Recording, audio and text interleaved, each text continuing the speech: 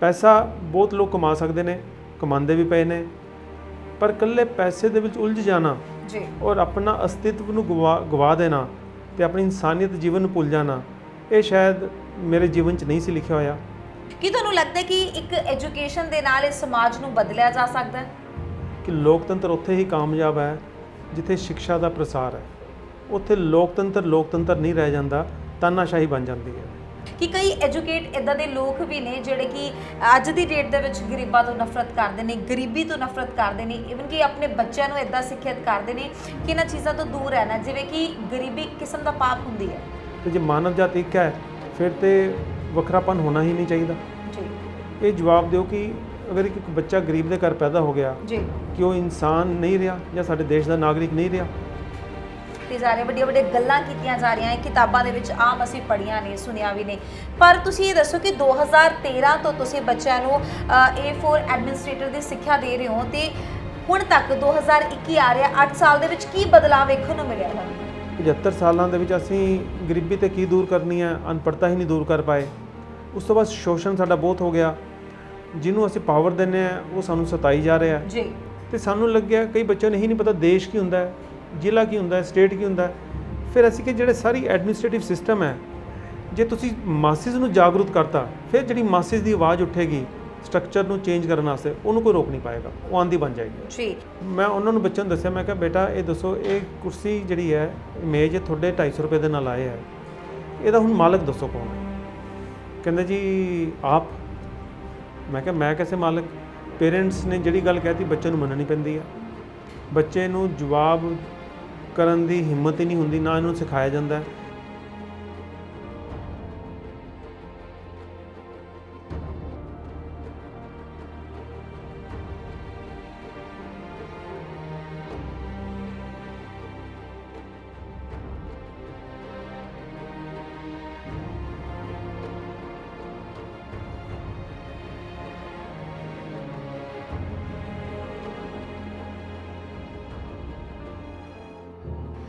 ਅਕਸਰ ਹੀ ਅਸੀਂ ਗਲੀਆਂ ਤੇ, ਮੋੜਾਂ ਤੇ, ਚੌਂਕਾਂ ਤੇ ਕਈ ਛੋਟੇ-ਛੋਟੇ ਬੱਚਿਆਂ ਨੂੰ ਭੀਖ ਮੰਗਦੇ ਦੇਖਦੇ ਹਾਂ ਤੇ ਤਰਸ ਦੇ ਆਧਾਰ ਤੇ ਕਦੇ ਉਹਨਾਂ ਨੂੰ ਖਾਣੇ ਪੀਣ ਦਾ ਸਮਾਨ ਦੇ ਦਿੰਦੇ ਹਾਂ ਤੇ ਕਦੇ ਪੈਸੇ ਦੇ ਦਿੰਦੇ ਹਾਂ।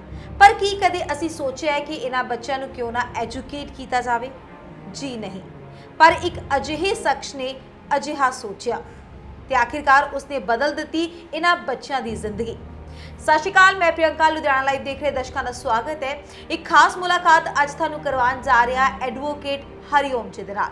ਦੱਸ ਦਈਏ ਕਿ ਐਡਵੋਕੇਟ ਹਰੀਓਮ ਵੱਲੋਂ ਛੋਟੇ-ਛੋਟੇ ਬੱਚਿਆਂ ਨੂੰ ਸਿੱਖਿਆ ਦਿੱਤੀ ਜਾ ਰਹੀ ਹੈ, ਪਰ ਸਿੱਖਿਆ ਦਿੱਤੀ ਕਿੱਥੇ ਜਾ ਰਹੀ ਹੈ? ਕਿਸੇ ਸਕੂਲ ਦੇ ਵਿੱਚ ਨਹੀਂ, ਬਲਕਿ ਸਲਮ ਏਰੀਆਜ਼ ਦੇ ਵਿੱਚ ਆ ਕੇ ਝੁੱਗੀ ਚੌਂਪੜੀ ਦੇ ਵਿੱਚ ਉਹ 2013 ਤੋਂ ਇਹਨਾਂ ਬੱਚਿਆਂ ਨੂੰ ਸਿੱਖਿਅਤ ਕਰ ਰਹੇ ਨੇ।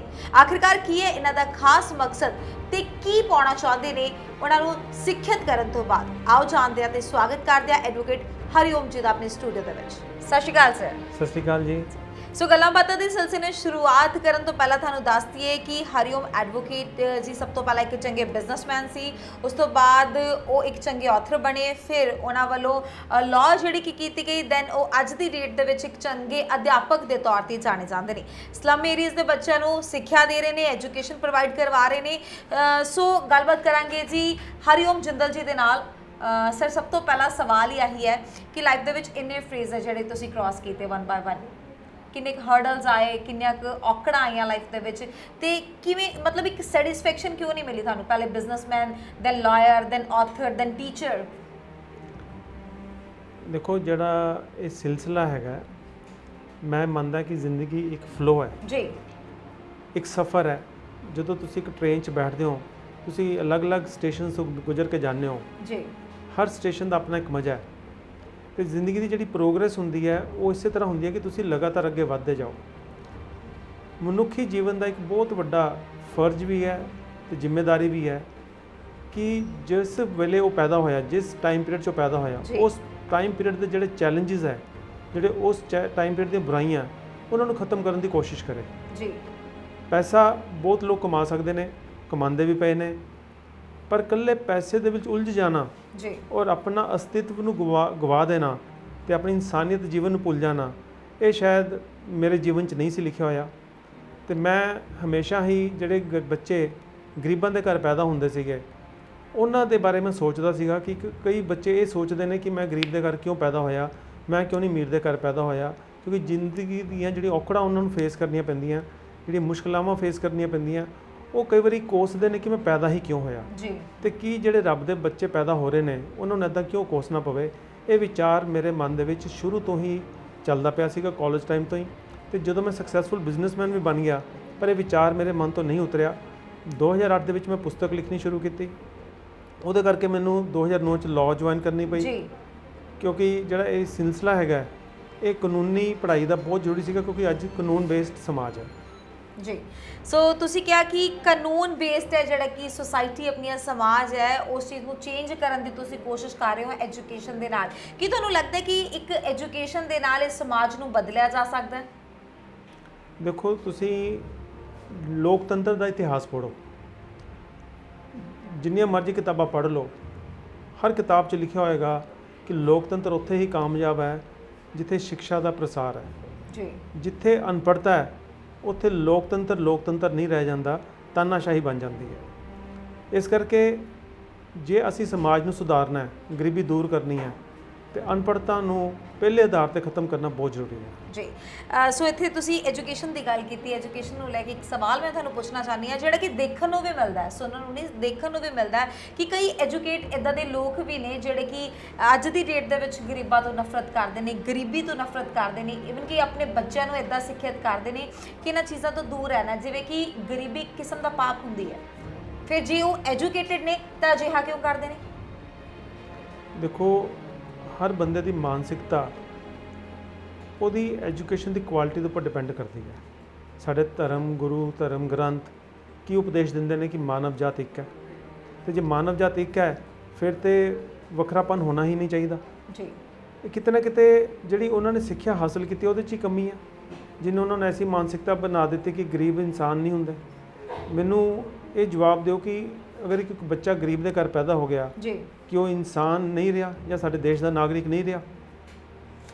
ਸੋ ਜਿਹੜੀ ਐਜੂਕੇਸ਼ਨ ਸਕੂਲਾਂ ਦੇ ਵਿੱਚ ਦਿੱਤੀ ਜਾ ਰਹੀ ਹੈ ਤੇ ਜਿਹੜੀ ਐਜੂਕੇਸ਼ਨ ਤੁਸੀਂ ਸਲਮ ਏਰੀਆਜ਼ ਦੇ ਬੱਚਿਆਂ ਨੂੰ ਦੇ ਰਹੇ ਹੋ, ਐਜੂਕੇਸ਼ਨ ਦੇ ਵਿੱਚ ਕਾਫੀ ਡਿਫਰੈਂਸ ਵੇਖਣ ਨੂੰ ਮਿਲ ਰਿਹਾ ਹੈ। ਉੱਥੇ A for ਐਪਲ ਪੜਾਇਆ ਜਾਂਦਾ ਹੈ ਤੇ ਤੁਸੀਂ A for ਐਡਮਿਨਿਸਟ੍ਰੇਟਰ ਪੜ੍ਹਾ ਰਹੇ ਹੋ। ਉੱਥੇ I for ਆਈਸਕ੍ਰੀਮ ਹੁੰਦਾ ਹੈ ਤੇ ਇੱਥੇ I for ਇੰਡੀਪੈਂਡੈਂਟ ਹੈ। ਅਜਿਹਾ ਕਿਉਂ? ਜਿਵੇਂ ਕਿ ਆਪਣਾ ਦੇਸ਼ ਲੋਕਤੰਤਰਿਕ ਦੇਸ਼ ਹੈ, ਇਹ ਲੋਕਤੰਤਰ ਜਿਹੜਾ ਸਾਡੇ ਸੰਵਿਧਾਨ ਦੇ ਉੱਪਰ ਉਹਦੇ ਉੱਪਰ ਬੇਸ ਹੋ ਕੇ ਚੱਲਣਾ ਹੈ। ਸਾਰੀਆਂ ਨੀਤੀਆਂ ਜਿੰਨੀਆਂ ਵੀ ਬਣਨੀਆਂ ਉਹ ਸੰਵਿਧਾਨ ਦੇ ਉੱਪਰ ਬੇਸ ਤੇ ਬਣਨੀਆਂ।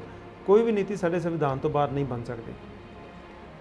ਹੁਣ ਜਿਹੜੀ ਸਰਕਾਰ ਬਣਦੀ ਹੈ ਉਹ ਲੋਕਾਂ ਦੀ ਵੋਟਾਂ ਨਾਲ ਬਣਦੀ ਹੈ, ਸਰਕਾਰ ਆਪਣੇ ਆਪ ਨਹੀਂ ਬਣਦੀ।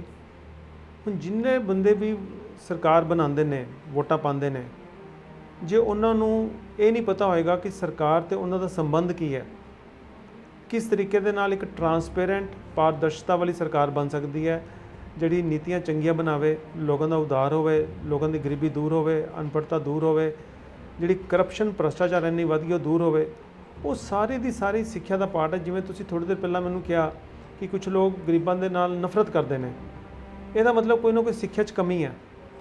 ਉਹ ਸਿੱਖਿਆ ਦੀ ਜਿਹੜੀ ਕਮੀ ਸੀ ਮੈਨੂੰ ਮਹਿਸੂਸ ਹੋਇਆ ਕਿ ਉਦੋਂ ਤੱਕ ਨਹੀਂ ਦੂਰ ਹੋਣੀ ਜਦੋਂ ਤੱਕ ਉਹਨਾਂ ਨੂੰ ਰੈਲੀਵੈਂਟ ਸਿੱਖਿਆ ਜਿਹੜੀ ਉਹਨਾਂ ਨੂੰ ਦੇਸ਼ ਦੇ ਨਾਲ ਬੱਚਿਆਂ ਨੂੰ ਜੋੜਦੀ ਹੋਵੇ, ਦੇਸ਼ ਦਾ ਢਾਂਚਾ ਕੀ ਹੈ, ਦੇਸ਼ ਕਿੱਦਾਂ ਚੱਲਦਾ ਉਹਦੇ ਬਾਰੇ ਦੱਸਦੀ ਹੋਵੇ। ਤੇ ਇਸ ਕਰਕੇ ਫਿਰ ਮੈਨੂੰ ਨਵੀਂ ਸਿੱਖਿਆ ਬਣਾਉਣੀ ਪਈ। ਜੀ। ਸੋ ਇੱਥੇ ਮੈਂ ਪੁੱਛਣਾ ਚਾਹਾਂਗੀ ਜਿਹੜੇ ਲੈਕਚਰ ਤੁਹਾਡੇ ਵੱਲੋਂ ਦਿੱਤੇ ਜਾ ਰਹੇ, ਵੱਡੀਆਂ ਵੱਡੀਆਂ ਗੱਲਾਂ ਕੀਤੀਆਂ ਜਾ ਰਹੀਆਂ, ਕਿਤਾਬਾਂ ਦੇ ਵਿੱਚ ਆਮ ਅਸੀਂ ਪੜ੍ਹੀਆਂ ਨੇ, ਸੁਣਿਆ ਵੀ ਨੇ, ਪਰ ਤੁਸੀਂ ਇਹ ਦੱਸੋ ਕਿ 2013 ਤੋਂ ਤੁਸੀਂ ਬੱਚਿਆਂ ਨੂੰ A for ਐਡਮਿਨਿਸਟ੍ਰੇਟਰ ਦੀ ਸਿੱਖਿਆ ਦੇ ਰਹੇ ਹੋ ਤੇ ਹੁਣ ਤੱਕ 2021 ਆ ਰਿਹਾ, 8 ਸਾਲ ਦੇ ਵਿੱਚ ਕੀ ਬਦਲਾਅ ਵੇਖਣ ਨੂੰ ਮਿਲਿਆ ਤੁਹਾਨੂੰ?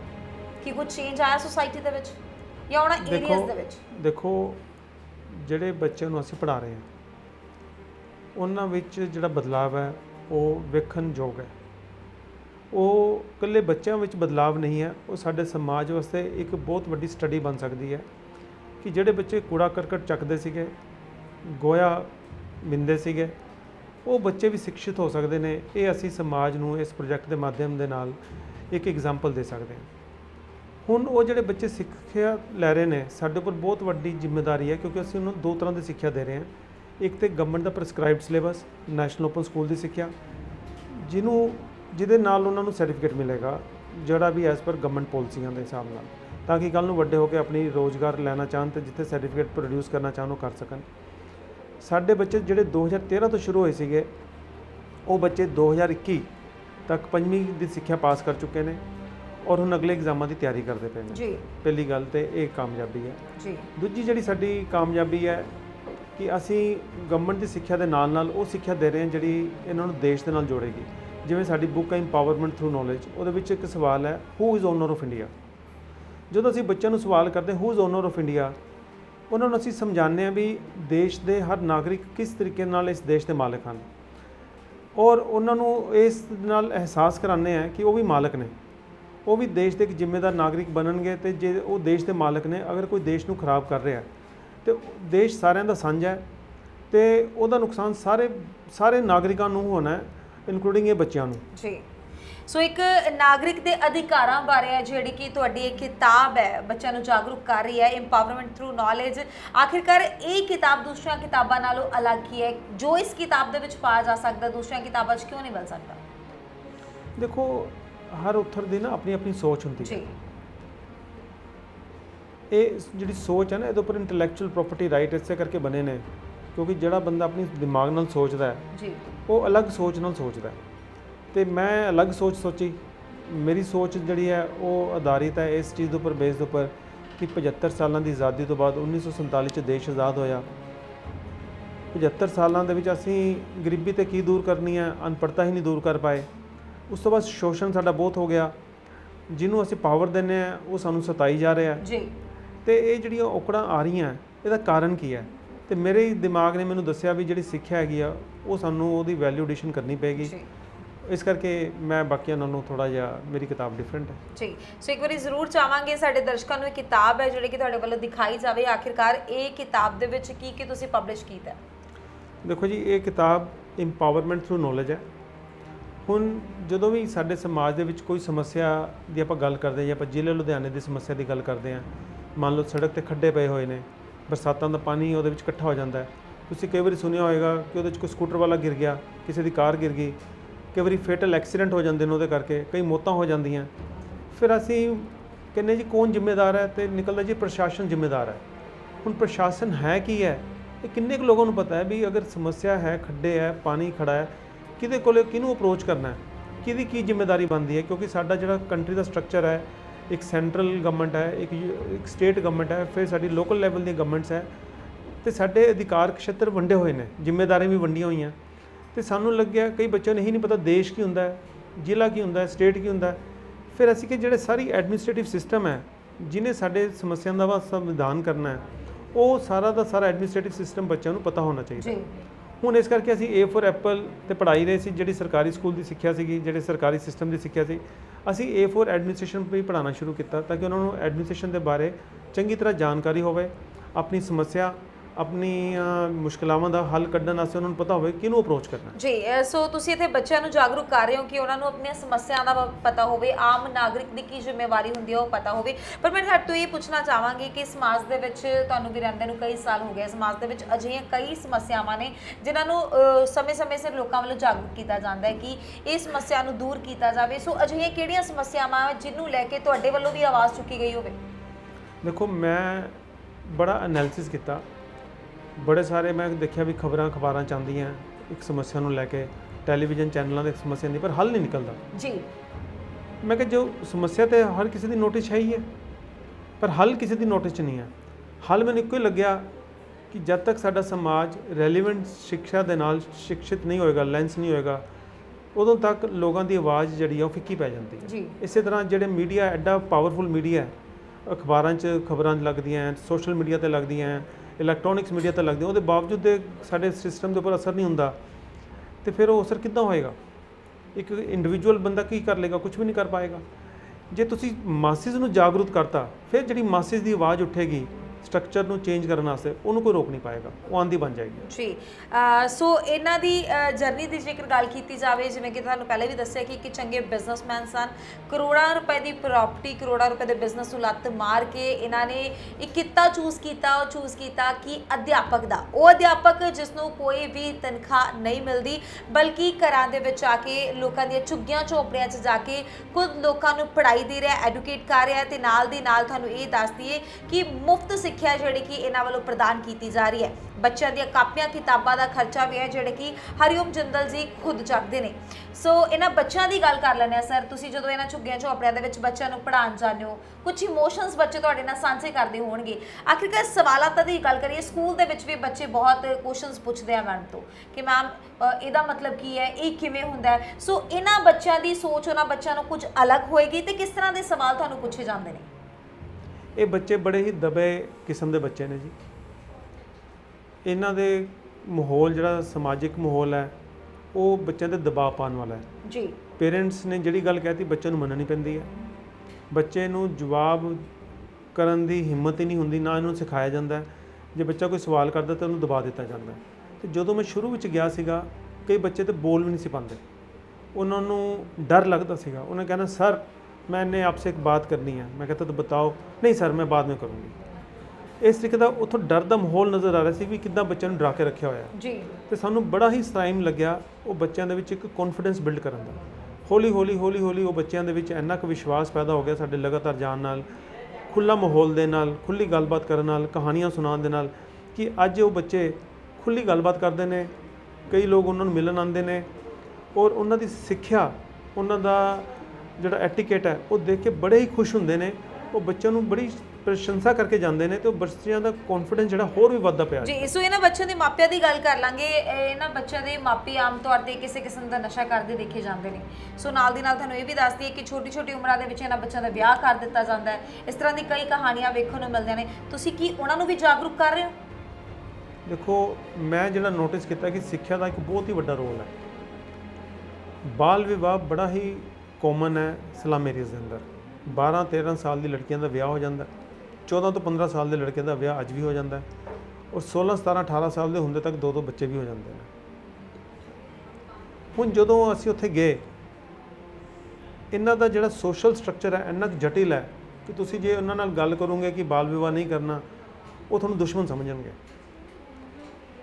लेकिन जिहड़ी पढ़ाई लिखाई है, इस पढ़ाई लिखाई ने उन्होंने इन्ना जागरूक किया कि ਜਿਹੜੇ ਬੱਚੇ ਨੇ ਉਹ ਸਮਝ ਗਏ ਨੇ ਕਿ ਬਾਲ ਵਿਵਾਹ ਨਹੀਂ ਕਰਨਾ। ਉਹਨਾਂ ਦੇ ਉੱਪਰ ਬੜਾ ਸਾਰਾ ਫੈਮਿਲੀ ਦਾ ਪ੍ਰੈਸ਼ਰ ਵੀ ਆਇਆ ਕਈ ਬੱਚਿਆਂ ਦੇ ਉੱਪਰ ਕਿ ਵੀ 14 ਸਾਲ ਦੀ ਉਮਰ ਹੋ ਗਈ, 13 ਸਾਲ ਦੀ ਉਮਰ, 14 ਸਾਲ ਦੀ ਉਮਰ, 15 ਸਾਲ ਦੀ ਉਮਰ, ਜਿਉਂ ਤੇਰੀ ਉਮਰ ਨਿਕਲਦੀ ਜਾ ਰਹੀ ਹੈ ਵਿਆਹ ਵਾਲੀ। ਪਰ ਬੱਚਿਆਂ ਨੇ ਰਜਿਸਟ ਕੀਤਾ। ਉਹ ਬੱਚੇ ਹੁਣ ਜਿਹੜੇ ਗੋਬਰ ਚੱਕਦੇ ਸੀਗੇ ਅੱਜ ਲਾਇਰ ਬਣਨਾ ਚਾਹ ਰਹੇ ਨੇ ਔਰ ਉਹਨਾਂ ਨੇ ਆਪਣੇ ਆਪ ਨਾਲ ਵਾਅਦਾ ਕੀਤਾ ਕਿ ਵੀ ਜਦੋਂ ਤੱਕ ਅਸੀਂ ਪੈਰਾਂ 'ਤੇ ਖੜੇ ਨਹੀਂ ਹੋ ਜਾਵਾਂਗੇ ਅਸੀਂ ਵਿਆਹ ਨਹੀਂ ਕਰਾਵਾਂਗੇ। ਜੀ। ਸੋ ਬੜੀਆਂ ਗੱਲਾਂ ਤੁਸੀਂ ਸਾਂਝੀਆਂ ਕਰ ਰਹੇ ਹੋ, ਚੰਗੀਆਂ ਵੀ ਲੱਗ ਰਹੀਆਂ ਨੇ ਸੁਣਨ ਦੇ ਵਿੱਚ। ਕੁਝ ਅਜਿਹੀ ਕੋਈ ਇਨਸੀਡੈਂਟ ਤੁਸੀਂ ਸਾਡੇ ਨਾਲ ਸ਼ੇਅਰ ਕਰਨਾ ਚਾਹੋਗੇ, ਸਾਡੇ ਦਰਸ਼ਕਾਂ ਨਾਲ ਸ਼ੇਅਰ ਕਰਨਾ ਚਾਹੋਗੇ ਜਿਹੜਾ ਤੁਹਾਡਾ ਇਸ ਸਲਮ ਏਰੀਆਜ਼ ਦੇ ਵਿੱਚ ਜਾ ਕੇ ਹੋਇਆ ਹੋਵੇ ਤੁਹਾਡੇ ਨਾਲ? ਇੱਕ ਮੈਂ ਤੁਹਾਨੂੰ ਬੜਾ ਹੀ ਇੰਟਰਸਟਿੰਗ ਤੇ ਐਜੂਕੇਟਿਵ ਐਕਸਪੀਰੀਅੰਸ ਤੁਹਾਡੇ ਨਾਲ ਸ਼ੇਅਰ ਕਰਦਾ ਹਾਂ। ਮੈਂ ਪ੍ਰੋਜੈਕਟ ਸ਼ੁਰੂ ਕੀਤੇ 2 ਸਾਲ ਹੋ ਗਏ ਸੀਗੇ ਜੀ। ਮੇਰੇ ਆਫਿਸ ਇੱਕ ਅਸਿਸਟੈਂਟ ਸੀ। ਸ਼ੀ ਸੈਡ ਕਿ ਸਰ ਮੈਂ ਵੀ ਤੁਹਾਡੇ ਨਾਲ ਥੋੜਾ ਬੱਚਿਆਂ ਨੂੰ ਪੜ੍ਹਾਉਣਾ। ਉਸ ਦਿਨਾਂ ਦੇ ਵਿੱਚ ਅਸੀਂ ਕਲਾਸ ਸਿਰਫ ਇਵਨਿੰਗ 'ਚ ਲਗਾਉਂਦੇ ਸੀ 1 ਘੰਟੇ ਦੀ, 4 ਤੋਂ 5। ਜਦੋਂ ਉਹਨੇ ਆਪਣਾ ਵਿਲਿੰਗਨੈਸ ਦਿਖਾਈ, ਮੈਂ ਕਿਹਾ ਚਲੋ ਫਿਰ ਆਪਾਂ ਸਵੇਰ ਦੀ ਕਲਾਸ ਸ਼ੁਰੂ ਕਰਦੇ ਹਾਂ। ਅਸੀਂ 8 ਤੋਂ 9 ਇੱਕ ਕਲਾਸ ਸ਼ੁਰੂ ਕੀਤੀ। ਜਦੋਂ 8 ਤੋਂ 9 ਕਲਾਸ ਸ਼ੁਰੂ ਕੀਤੀ, ਉਹ ਕੁਝ ਦਿਨ ਚੱਲਦੀ ਰਹੀ। ਫਿਰ ਉਸ ਲੜਕੀ ਨੂੰ ਕੋਈ ਕਾਰਨਵਸ਼ ਆਪਣੇ ਘਰ ਜਾਣਾ ਪੈ ਗਿਆ ਤੇ ਉਹ ਕਲਾਸ ਜਿਹੜੀ ਸੀ ਸਾਡੀ ਬੰਦ ਹੋ ਗਈ। बच्चे मैनू कहने लगे सर वो मैडम नहीं आती पढ़ाने के लिए। मैं कहा बेटा आपको 1 घंटा मैं पढ़ा देता हूँ शाम को। फिर एक मैं टीचर रखा सी रोहित, मैं कहा वो भी पढ़ाता है। और कितना पढ़ोगे तुम, पहले तो पढ़ते नहीं सी। कहते नहीं वो मैडम भी बहुत अच्छा पढ़ाती थी, हमें कुछ अधिक जानकारी जानने को मिलती थी, तो हमें अच्छा लगता अगर मैडम भी आ जाए। मैं कहा बच्चों देखो, मैं इत्थे बैठ आना, कुर्सी अपनी स्कूल की टुटी हुई है, मैं पत्थर पर बैठ के पढ़ाना। रोहित लड़का वो भी पत्थर पर बैठ के पढ़ा दिंदा, लेकिन मैडम नूं नहीं मैं कह सकता पत्थर पर बैठ के पढ़ाओ। जे तुसीं चाहुंदे हो कि मैडम भी आके तुहानूं पढ़ाए तो तुसीं एक कुर्सी का इंतजाम करो। ਹੁਣ ਮੈਂ ਦੇਖਣਾ ਚਾਹੁੰਦਾ ਸੀ ਬੱਚਿਆਂ ਦੇ ਅੰਦਰ ਕਿੰਨਾ ਕੁ ਜੋਸ਼ ਹੈ, ਕਿੰਨੇ ਕੁ ਆਪਣੇ ਮਾਂ-ਬਾਪ ਨੂੰ ਪ੍ਰੇਰਿਤ ਕਰਨਗੇ ਜੀ ਲਿਆਓ ਜੀ ਕੁਰਸੀ ਲਿਆਓ ਅਸੀਂ ਪੜ੍ਹਨਾ ਚਾਹੁੰਦੇ ਹਾਂ। ਇੱਕ ਦਿਨ ਨਿਕਲ ਗਿਆ, 2 ਦਿਨ ਨਿਕਲ ਗਿਆ, ਮੈਂ ਕਿਹਾ ਬੇਟਾ ਕੀ ਬਣਿਆ ਕੁਰਸੀ ਦਾ? ਉਹਨਾਂ ਦੇ ਮੂੰਹ ਦੇ ਉੱਪਰ ਕੋਈ ਜਵਾਬ ਨਹੀਂ ਸੀਗਾ, ਰਿਸਪੌਂਸ ਨੈਗੇਟਿਵ ਸੀਗਾ, ਕਿਉਂਕਿ ਪੇਰੈਂਟਸ ਨੇ ਕੁਝ ਨਹੀਂ ਲੈਣਾ ਦੇਣਾ ਕੁਰਸੀ ਤੋਂ। ਪੇਰੈਂਟਸ ਵਾਸਤੇ ਬੱਚੇ ਪੜ੍ਹਨ ਨਾ ਪੜ੍ਹਨ। ਚਲੋ ਮੈਂ ਕਿਹਾ ਕੋਈ ਗੱਲ ਨਹੀਂ। मैं कहा बेटा तुसी ये दसो तुसी पैसे खर्च करते हो अपने ऊपर कदे? कहते हाँ जी हमें हफ्ते में 10 रुपये मिलते हैं कुल्फ़ी के लिए। अगस्त का महीना सी। मैं कहा बेटा कि तुसी वो 10 रुपये सारे बच्चे मैनू दे सकते हो? मैं वो 10 रुपये ਜਿਹੜੇ ਤੁਸੀਂ ਇਕੱਠੇ ਕਰਕੇ ਦੋਗੇ ਉਹਦੀ मैं कुर्सी खरीद लियाऊँगा तो मैडम ਨੂੰ ਕਹੂੰਗਾ ਆ ਕੇ ਪੜ੍ਹਾਏਗੀ ਜੀ।